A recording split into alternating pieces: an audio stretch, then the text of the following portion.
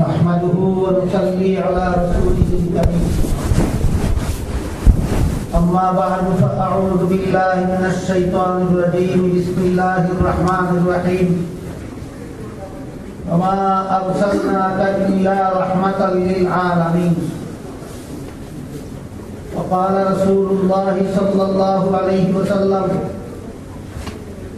إن الله فضلني على الأنبياء وفضل أمتي على الأمم أو كما قال عليه الصلاة والسلام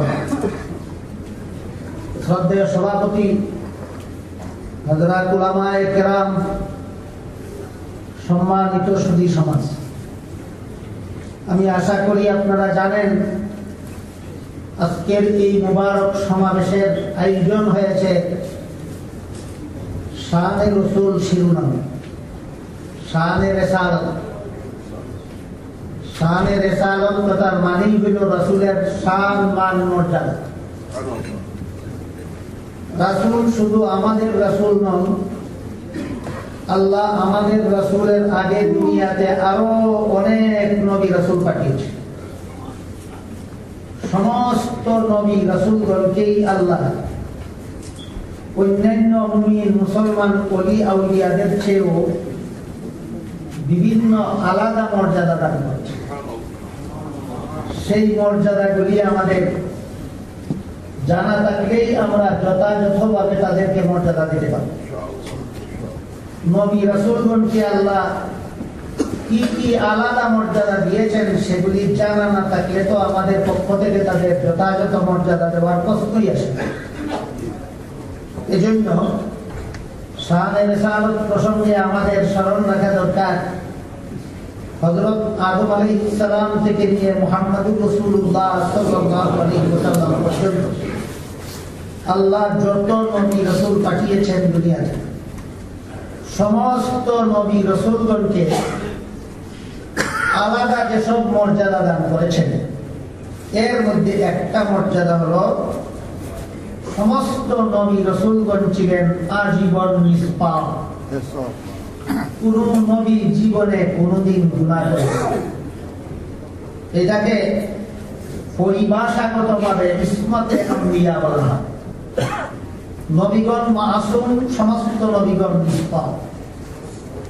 দুঃখের বিষয়, নবীগণের এই শান, এই মান, এই মর্যাদা না জানার কারণে অনেক মুসলমানকেও পাওয়া যায়, সমাজে এমন মুসলমানও পাওয়া যায় যারা বিভিন্ন ঘটনাকে কেন্দ্র করে বিভিন্ন নবীকে গুনাহগার সাব্যস্ত করে।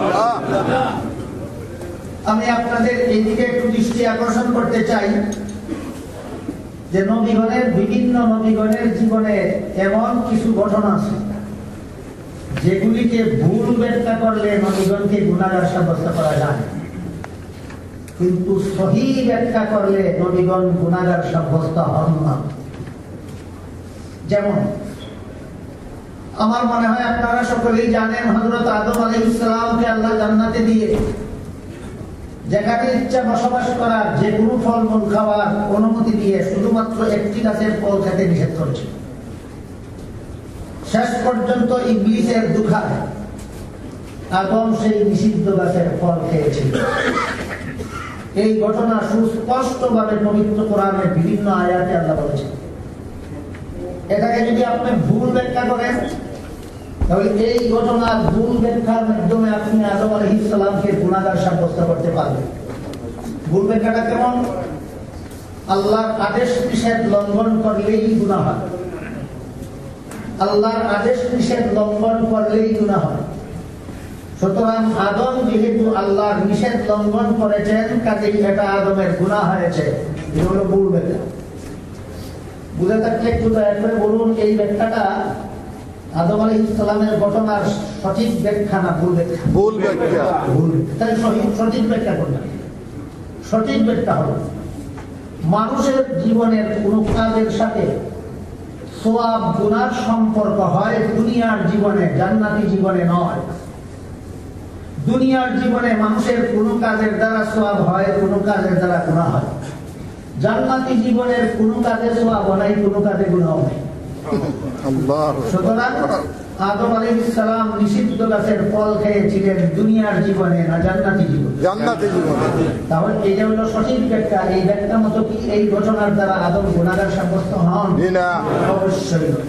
ঠিক তেমনি ভাবে বিভিন্ন নবী রাসূলের জীবনের বিভিন্ন ঘটনা এমন আছে যে ঘটনাগুলিকে আপনি ভুল ব্যাখ্যা করলে তাদেরকে গুনাহগার সাব্যস্ত করতে পারেন, কিন্তু সঠিক ব্যাখ্যা করলে কোন নবীর জীবনের কোন ঘটনার দ্বারা কোন কাজের দ্বারা তারা গুনাহগার সাব্যস্ত হন না।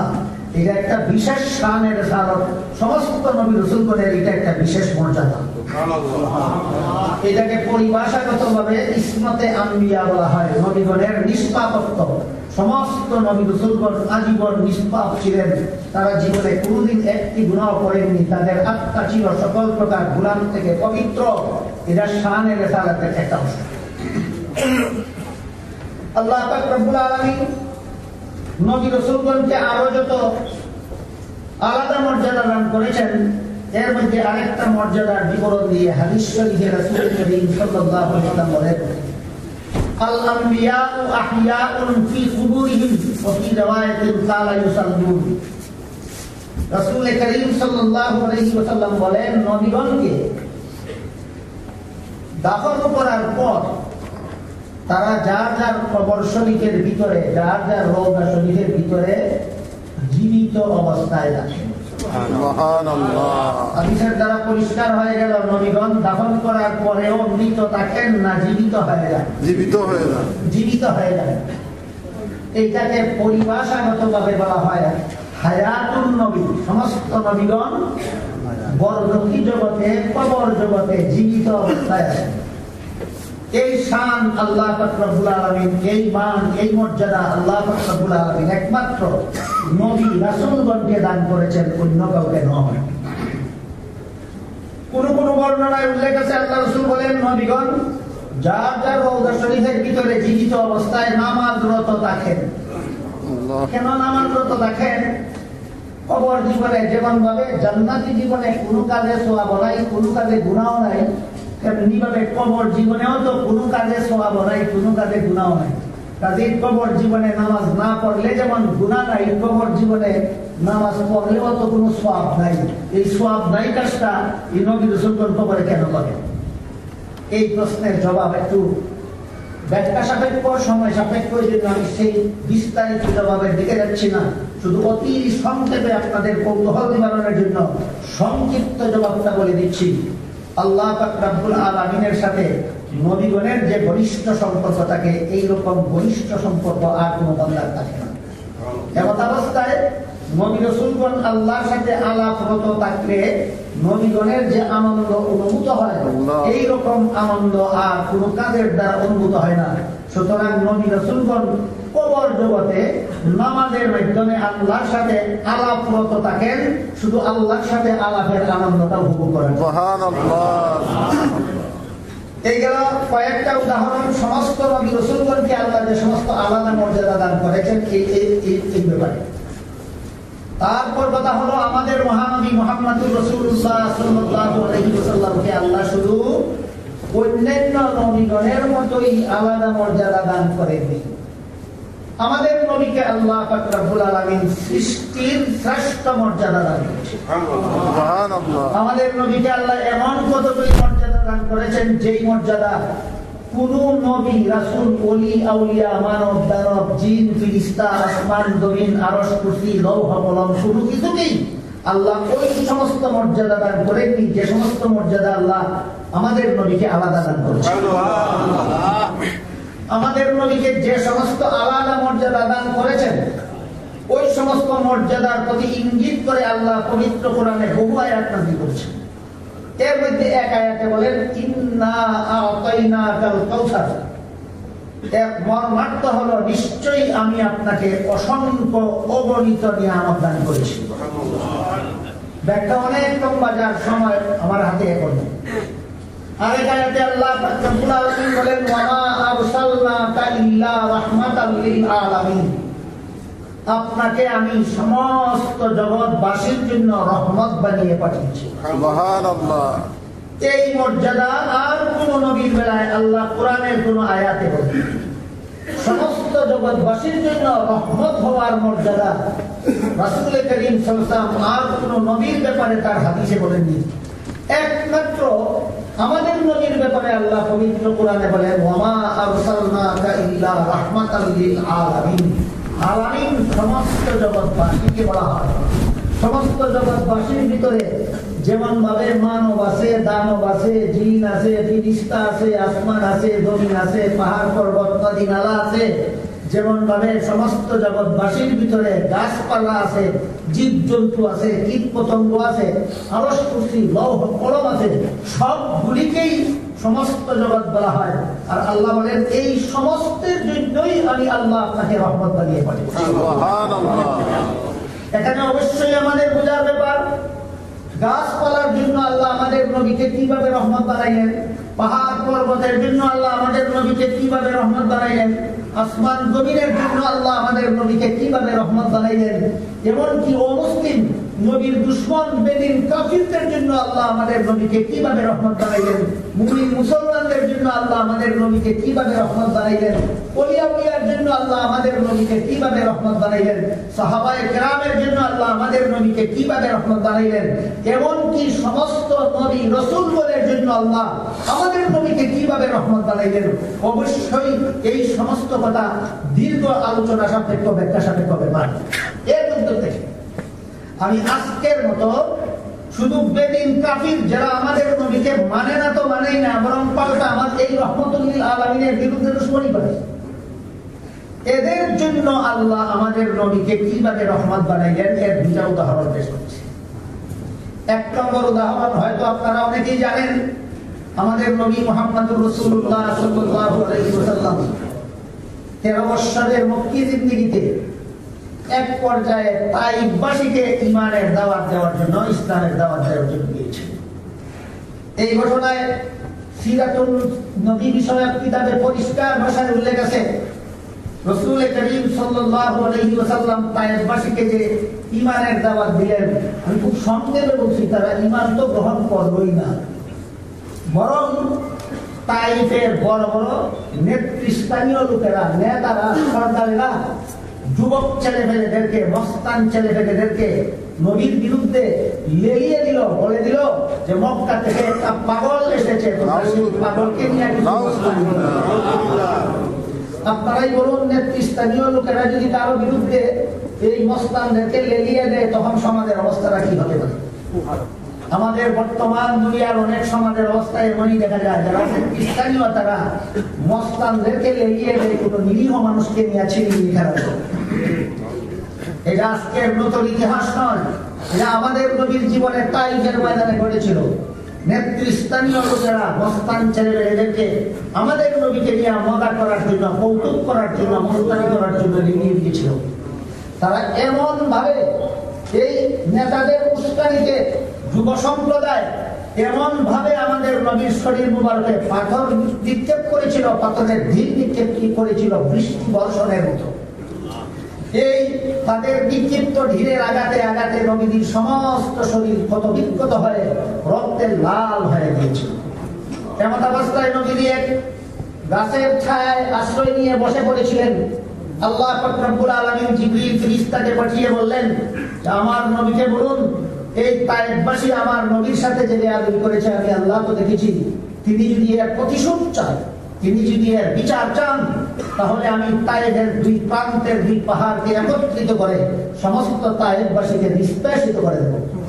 জিবরিল ফেরেশতা আল্লাহর পক্ষ থেকে সংবাদ নিয়ে নবীর কাছে আসলেন, আল্লাহর প্রস্তাব পেশ করলেন। জবাবে নবী বলেন, আল্লাহুম্মা বিকওমি ফাইন্নাহুম লা ইয়ালামুন। হে আল্লাহ, এরা আমার জাতি, এদেরকে সঠিক পথের দিশা দান করুন, এদেরকে ধ্বংস করে দিয়েন না, এরা আমার সাথে বেয়াদবি করেছে, আমাকে চিনতে পারেনি, আমাকে বুঝতে পারেনি। এই ঘটনায় কি প্রমাণ হইল? আমাদের নবী মুমিন মুসলমানদের জন্য শুধু রহমত ছিলেন না, দুশমনদের জন্য রহমত ছিলেন। আমাদের নবী দুশমনদের জন্য রহমত ছিলেন। এখানে একটা প্রশ্ন আসতে পারে যে আজকাল যারা নবীর তরিকার বিরুদ্ধে বিশুদ্ধার করে, আজকাল যারা আল্লাহর বিরুদ্ধে বিশুদ্ধার করে, আল্লাহকে যারা গালিগালাজ করে, রাসূলকে যারা গালিগালাজ করে, তাদের বিরুদ্ধে আপনারা মুসলমানেরা বিচার চান কেন? নবী তো দুশমনের বিরুদ্ধে বিচার চাইছেন না। এই প্রশ্নের মীমাংসা হয়ে যাওয়া দরকার। নবী কোনো দুশমনের প্রতিশোধ নিতে চাননি কতক্ষণ পর্যন্ত, যতক্ষণ পর্যন্ত দুশমনীটা তার ব্যক্তির উপর ছিল। রাসূলের ব্যক্তিত্বের বিরুদ্ধে যতক্ষণ পর্যন্ত তারা দুশমনী করেছে, রাসূলের শরীর মোবারকে আঘাত করেছে, এর প্রতিশোধ তিনি চাননি। তিনি এদেরকে মাফ করে দেওয়ার জন্য আল্লাহর কাছে দোয়া করেছেন। কিন্তু যখন আল্লাহর বিরুদ্ধে, আল্লাহ রাসূলের বিরুদ্ধে, আল্লাহ দ্বীনের বিরুদ্ধে কেউ দুশমনী করেছে, তখন রাসূল বদরের প্রান্তে তরবারি উত্তোলিত করেছেন, উহুদের প্রান্তরে তরবারি উত্তোলিত করেছেন, বিভিন্ন যুদ্ধের ময়দানে রাসূল তাদের বিরুদ্ধে তরবারি উত্তোলন করেছেন। সুতরাং নবী প্রতিশোধ নেননি ব্যক্তিগত ব্যাপারে, আল্লাহর ব্যাপারে দুশমনদের সাথে নবী কোনোদিন আপোষ করেননি। রাসূলের ব্যাপারে রাসূল হিসাবে দুশমনী করার কারণে এই ব্যাপারে রাসূল কোনোদিন আপোষ করেননি। রাসূলের দ্বীন সম্পর্কে, রাসূলের তরিকার বিরুদ্ধে যারা দুশমনী করে, এই ব্যাপারে রাসূল আপোষ করেন। রাসূল করিম সাল্লাল্লাহু আলাইহি ওয়াসাল্লাম তাইফের প্রান্তরে বেদিন কাফিরেরা, দুশমনেরা তার শরীরে আঘাত করলো, পাথরের বৃষ্টি বর্ষণের মতো পাথরের ঢিল নিক্ষেপ করে শরীর ক্ষত বিক্ষত করলো, রক্তে রঞ্জিত করলো। আল্লাহর রাসূল সাল্লাল্লাহু আলাইহি ওয়াসাল্লাম তাদের জন্য আল্লাহর কাছে দোয়া করেন, আল্লাহ তাদেরকে হেদায়েত করুন, তাদেরকে ধ্বংস করে দিবেন না, এরা আমার সাথে দুশমনী করেছে আমাকে না চেনার কারণে। ঘটনা বুঝে থাকলে অথবা ঘটনা যাদের স্মরণ আছে একটু দয়া করে বলুন, এতে রাসূল শুধু মুমিন মুসলমানদের জন্য রহমত প্রমাণিত হলেন না দুশমনদের জন্য, বেদিন কাফিরের জন্য? দুশমনদের জন্য, বেদিন কাফিরের জন্য। এর একটা উদাহরণ দিচ্ছি। দীর্ঘ হাদিসে, লম্বা হাদিসে উল্লেখ আছে, বিভিন্ন হাদিসের কিতাবে পরিণত আছে, হাসরের মাঠে যখন সারা দুনিয়ার সমস্ত মানুষ দাঁড়ানো থাকবে, নীরব নিস্তব্ধ হয়ে দাঁড়ানো থাকবে। আল্লাহ পাক রব্বুল আলামিন পবিত্র কোরআনের এক আয়াতে বলেন, ইয়াওমান কানা মিকদারুহু 50 আলফ সানা। হাসরের মাঠে কতদিন দাঁড়িয়ে থাকতে হবে? 50,000 বছর। এই 50,000 বছর শুধু নীরব নিস্তব্ধ অবস্থায় দাঁড়িয়েই থাকতে হবে, হিসাব নিকাশ শুরুই হবে না। এমন অবস্থায় হাসরের মাঠের অনেক মানুষ আদম আলাইহিস সালামকে অনুরোধ করবে, আল্লাহর কাছে সুপারিশ করে দিন, যারা জান্নাতে যাওয়ার যাবে, যারা জাহান্নামে যাওয়ার যাবে, কিন্তু আল্লাহ যেন হিসাব নিকাশের কাজটা সমাধান করে দেন। আদম আলাইহিস সালাম বলবেন, আমার সাহস নাই। হাসরের মাঠের মানুষ হযরত নূহ আলাইহিস সালামকে অনুরোধ করবে সুপারিশের জন্য, তিনিও বলবেন, আমার সাহস নাই। হাসরের মাঠের মানুষ হযরত ইব্রাহিম আলাইহিস সালামকে অনুরোধ করবে সুপারিশের জন্য, তিনিও বলবেন, আমার সাহস নাই। হযরত মুসা আলাইহিস সালামকে বলবেন, অনুরোধ করবে হাসরের মাঠের মানুষ সুপারিশের জন্য, তিনিও বলবেন, আমার সাহস নাই। হযরত ঈসা আলাইহিস সালামকে হাসরের মাঠের মানুষ অনুরোধ করবে আল্লাহর কাছে সুপারিশ করার জন্য, যে হিসাব নিকাশের কাজটা যেন সমাধান করে দেন। ঈসা আলাইহিস সালামও বলবেন, আমার সাহস নাই। কেন সাহস নাই? আদম আলাইহিস সালাম একটা কারণ দর্শিয়ে বলবেন, এই কারণে আমার সাহস নাই। নূহ আলাইহিস সালাম একটা কারণ দর্শিয়ে বলবেন, এই কারণে আমার সাহস নাই। ইব্রাহিম আলাইহিস সালাম কয়েকটা কারণ দর্শিয়ে বলবেন, এসব কারণে আমার সাহস নাই। মুসা আলাইহিস সালাম একটা কারণ দর্শিয়ে বলবেন, এই কারণে আমার সাহস নাই। ঈসা আলাইহিস সালাম আর একটা কারণ দর্শিয়ে বলবেন, এই কারণে আমার সাহস নাই। তবে হযরত ঈসা আলাইহিস সালাম সেদিন হাসরের মাঠের মানুষকে একটা পরামর্শ দিবেন এবং বলবেন যে, তোমরা শোনো, আজকের হিসাব নিকাশ কোনো মানুষের, চাই মুমিন হোক, চাই বেদিন কাফির হোক, চাই যে কোনো রকমের মানুষ হোক, আজকের হাসরের মাঠে কোন একটা মানুষের হিসাব নিকাশ আল্লাহ কোন নবীর সুপারিশে শুরু করবেন না, একমাত্র মুহাম্মদুর রাসূলুল্লাহর সুপারিশ। এই পরামর্শটা হাসরের মাঠের সমস্ত মানুষকে কোন নবী দিবেন? হযরত ঈসা আলাইহিস সালাম দিবেন। হযরত ঈসা আলাইহিস সালাম হাসরের মাঠের মানুষকে এই পরামর্শ দিবেন যে, আল্লাহর কাছে যদি কোনো সুপারিশ চাও, তোমাদের হিসাব নিকাশ শুরুর জন্য একমাত্র মুহাম্মদুর রাসূলুল্লাহর সুপারিশ। হযরত ঈসা আলাইহিস সালামের পরামর্শক্রমে হাসরের মাঠের মানুষ সর্বশেষে মহানবী মুহাম্মদুর রাসূলুল্লাহ সাল্লাল্লাহু আলাইহি ওয়াসাল্লামের কাছে অনুরোধ করবে যে, আপনি আল্লাহর কাছে সুপারিশ করে দিন, আমাদের যারা জান্নাতে যাওয়ার যাবে, আমাদের যারা জাহান্নামে যাওয়ার যাবে, কিন্তু হিসাব নিকাশের কাজটা যেন আল্লাহ সমাধান করে দেন। মুহাম্মদুর রাসূলুল্লাহ সাল্লাল্লাহু আলাইহি ওয়াসাল্লাম সেদিন এই হাসরের মাঠের মানুষের অনুরোধ ক্রমে, হযরত ঈসা আলাইহিস সালামের পরামর্শ ক্রমে একমাত্র মুহাম্মদুর রাসূলুল্লাহ আল্লাহর কাছে সুপারিশ করবেন, হাসরের মাঠে দাঁড়ানো সমস্ত মানুষের হিসাব নিকাশের কাজ সমাধান করে দেওয়ার জন্য। এবং ফেরাউনের হিসাব নিকাশ হাসরের মাঠে শুরু হবে না, মুহাম্মদুর রাসূলুল্লাহর সুপারিশ ছাড়া নমরুদের হিসাব নিকাশ হাসরের মাঠে শুরু হবে না, মুহাম্মদুর রাসূলুল্লাহর সুপারিশ ছাড়া আবু জাহাল আবুলাহাবের হিসাব নিকাশ হাসরের মাঠে শুরু হবে না।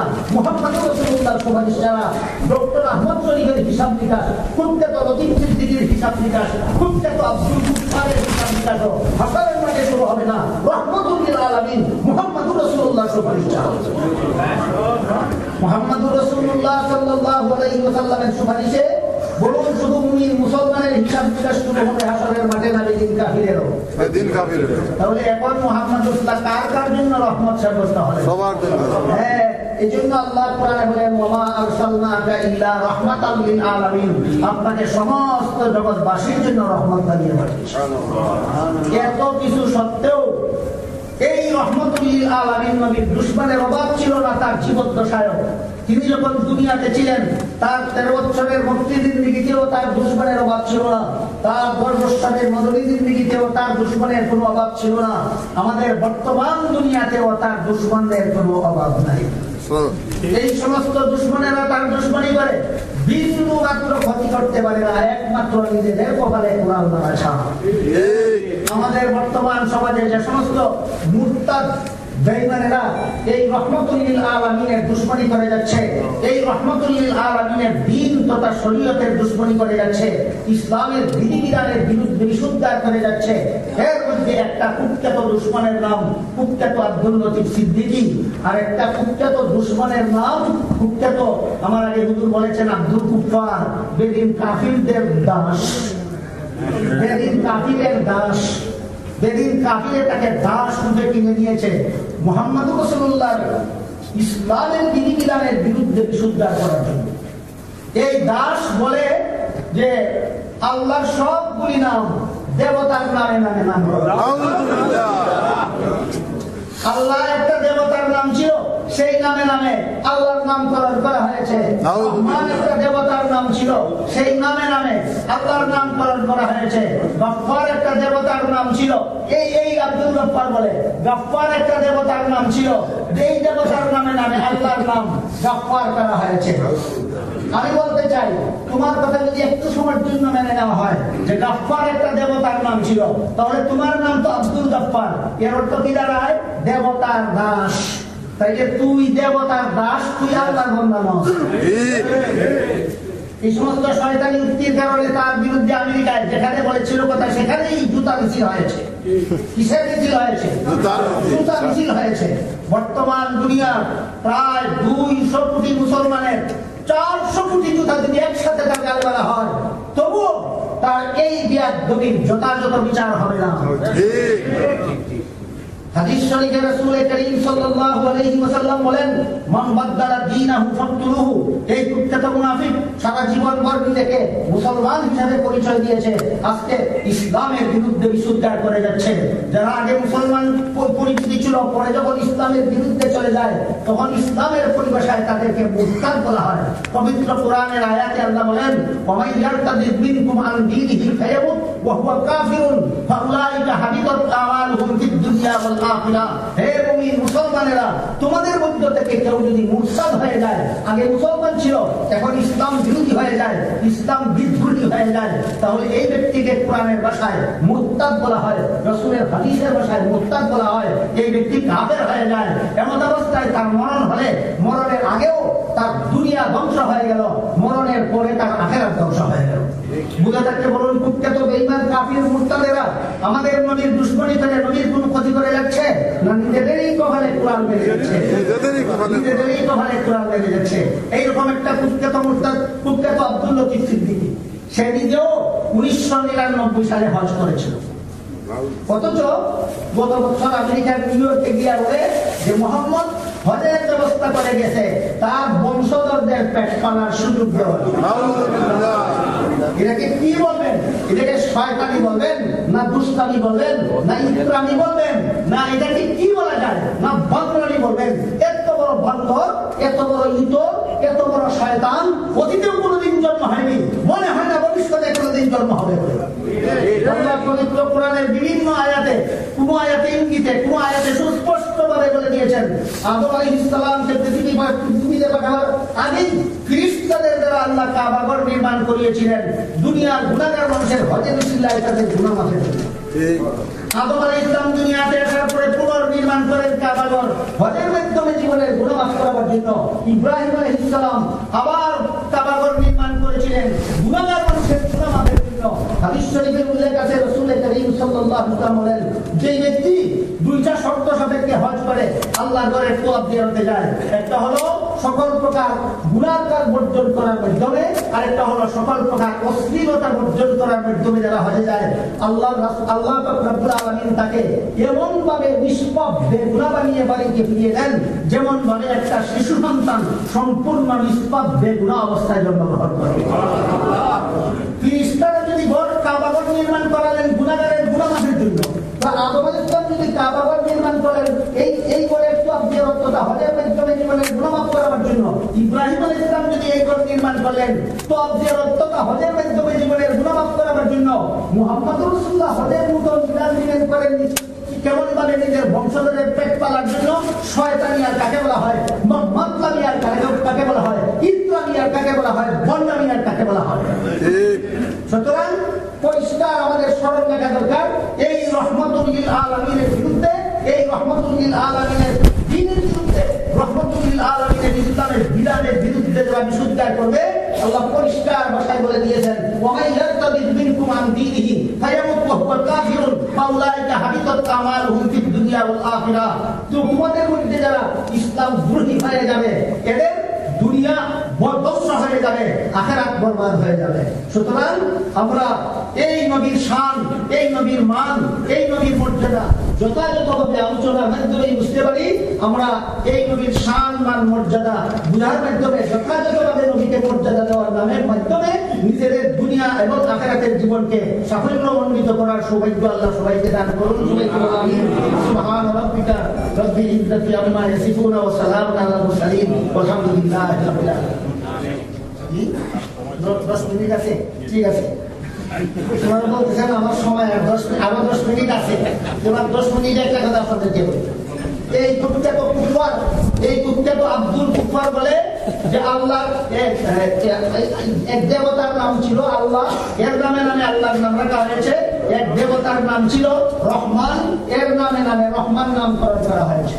অথচ আপনারা হয়তো জানেন পবিত্র কোরআনের 114 সূরার মধ্যে আল্লাহ একটা সূরা নাযিল করেছেন সূরা রহমান নামে। এই সূরার নামই সূরা রহমান। এই সূরা রহমান আল্লাহ কোন অবস্থার ব্যক্তিতে নাযিল করেছিলেন এটাকে তাফসীরের পরিভাষায় শানে নুজুল বলা হয়। সূরা রহমানের শানে নুজুলের উল্লেখ আছে। মুহাম্মদুর রাসূলুল্লাহ সাল্লাল্লাহু আলাইহি ওয়াসাল্লাম যে সমাজে জন্মগ্রহণ করেছিলেন সেই সমাজের লোকেরা দেবতার পূজা করত, দেবতাকে সেজদা দিত, অসংখ্য অগণিত দেব দেবীর সামনে মাথা নত করত। এমন অবস্থায় মুহাম্মদুর রাসূলুল্লাহ ঘোষণা দিলেন, একমাত্র আল্লাহ ছাড়া আর কাউকে কোনো মানুষ সেজদা করতে পারে না, আর কারো সামনে কোনো মানুষ মাথা নত করতে পারে না। এমন অবস্থায় এই সমস্ত কুরাইশ বংশের মূর্তি পূজারীরা মুহাম্মদুর রাসূলুল্লাহর বিরুদ্ধে দুশমনীতে লিপ্ত হয়ে গেল। এমন অবস্থায় আল্লাহ পাক রব্বুল আলামিন এক আয়াত নাযিল করে বললেন, তোমরা রহমানকে সেজদা করো। এবার তারা প্রশ্ন উত্থাপন করলো, এই মুহাম্মদ এতদিন বলেছে একমাত্র আল্লাহ ছাড়া কাউকে সেজদা করা যাবে না, এখন বলতেছে রহমানকে সেজদা করতে হবে। একবার আল্লাহকে সেজদা করার পরে আবার দেবতাকে সেজদা করলে যদি ঈমান থাকে না, তাহলে একবার আল্লাহকে সেজদা করার পরে আবার রহমানকে সেজদা করলে ঈমান থাকে কিভাবে? রহমানকে তাফসীরের কিতাবে পরিষ্কার লেখা আছে। এরা এই প্রশ্ন কেন করলো? এরা জানতো না যে আল্লাহরই আরেক নাম রহমান। বলুন, শানে নুজুলের ঘটনা মনে রাখলে মূর্তি পূজারীরা মূর্তির কোনো নাম রহমান থাকবে দূরের কথা, রহমান কাকে বলে জানতোই না। রহমান নাম সম্পর্কে তাদের কোনো ধারণাই ছিল না। এই জন্য তারা প্রশ্ন করলো, আমার রহমান, রহমান আবার কে? একবার আল্লাহকে সেজদা করার পর আবার দেবতাকে সেজদা করলে যদি ঈমান থাকে না, তাহলে একবার আল্লাহকে সেজদা করার পর আবার রহমানকে সেজদা করলে ঈমান থাকে কিভাবে? কারণ তারা যেহেতু জানতো না রহমান আল্লাহরই আরেক নাম, সুতরাং রহমানকে সেজদা করা যেই কথা, আল্লাহকে সেজদা করা সেই কথা, এটা তারা না জানার কারণে, রহমান নামের পরিচিতি তাদের মধ্যে না থাকার কারণে রহমান শব্দটাই তারা চিনত না। এই কারণে মূর্তি পূজারীরা প্রশ্ন করেছিল রহমানকে। এই প্রশ্নের জবাবে আল্লাহ সূরা রহমান নাযিল করে শুরু থেকে শেষ পর্যন্ত প্রতিটি আয়াতে আয়াতে শুধু রহমানের পরিচয় দিয়েছিল। আমি দুঃখিত, অতি সংক্ষেপে বলতে হবে আমার, এই সূরার প্রথম আয়াত থেকে শেষ আয়াত পর্যন্ত প্রতিটি আয়াতে আয়াতে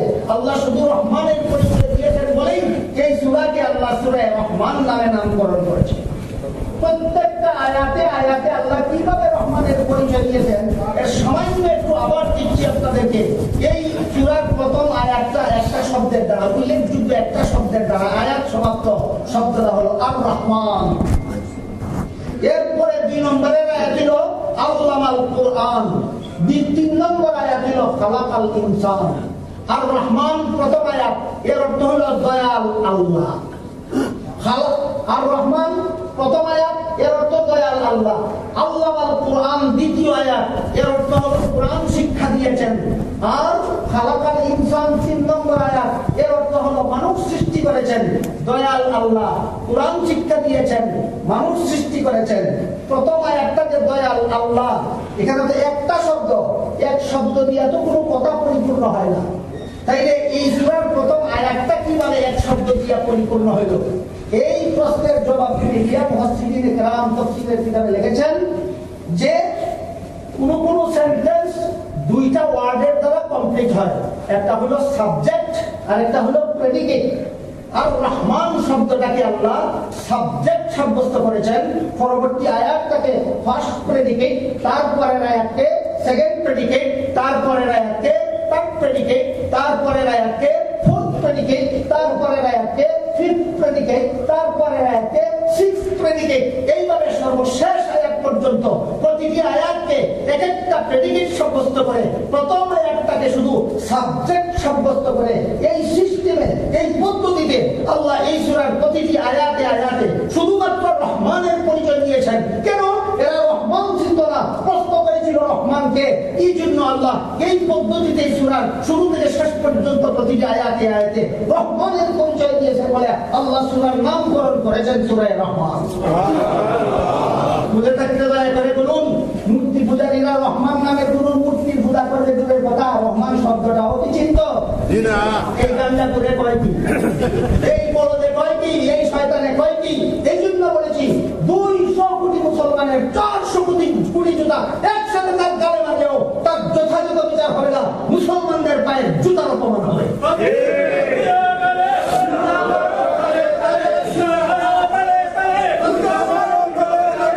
এই জন্য আমাদের শানের রেসালত বলুন, আমার এই সামান্য কথা বুঝে থাকলে শানের রেসালত মুসলমানের বোঝা দরকার কি?